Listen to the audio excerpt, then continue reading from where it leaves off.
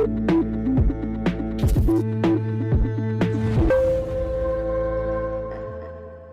हूं सोनाली और आप देख रहे हैं लाइव भारत टाइम्स न्यूज। चलिए बढ़ते हैं आज की खबर की ओर। कटनी की रीठी तहसील पहुंचे मध्य प्रदेश की कैबिनेट मंत्री प्रहलाद पटेल। उद्गम मानस यात्रा के तहत केन नदी के उद्गम स्थल पर पहुंचे। हर नदी के उद्गम स्थल पर पहुंचूंगा और पानी के संरक्षण के लिए लगाएंगे पौधे। नीट पेपर मामले में मंत्री जी ने कहा, केंद्र सरकार ने की है कार्रवाई, आगे भी करती रहेगी। आज प्रदेश के पंचायत एवं ग्रामीण विकास कैबिनेट मंत्री प्रहलाद पटेल कटनी जिले की रीठी तहसील पहुंचे, जहां उन्होंने जल गंगा संवर्धन अभियान के तहत रीठी के ग्राम घनिया में केन नदी के उद्गम स्थल पर पहुंचकर पूजा की और जनता को संबोधित किया। कैबिनेट मंत्री प्रहलाद पटेल ने मीडिया से बताया कि वो नदी उद्गम की यात्रा कर रहे हैं।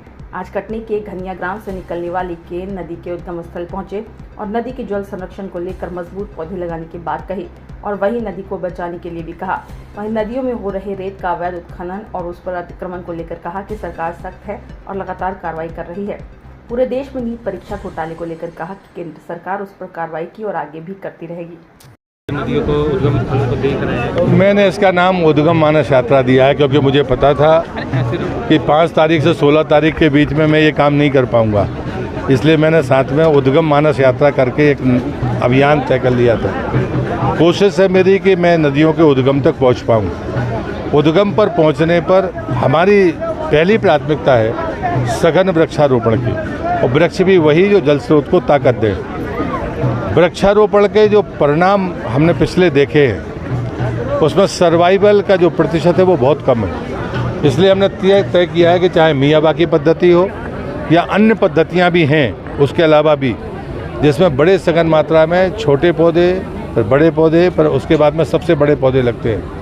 अगर हम उस अभियान को चलाएंगे तो मुझे लगता है कि ये एक सार्थक हमारा सहयोग होगा प्रकृति को।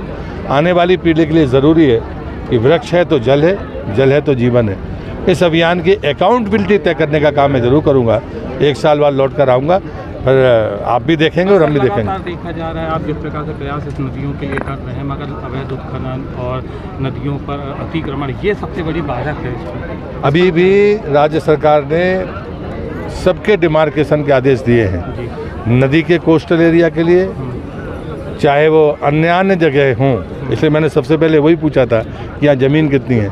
आप मानकर चलिए कि सार्वजनिक स्थानों में हितकारी जगह पर, जहाँ पर जो जिनकी बात आप कर रहे हैं, उस पर सरकार सख्त है और कार्रवाई कर रही है और कार्रवाई करेगी। सर, नीट का मामला बहुत बड़ा उछल रहा है, उस पर कल भारत सरकार ने कार्रवाई की है, आगे भी करेगी जी।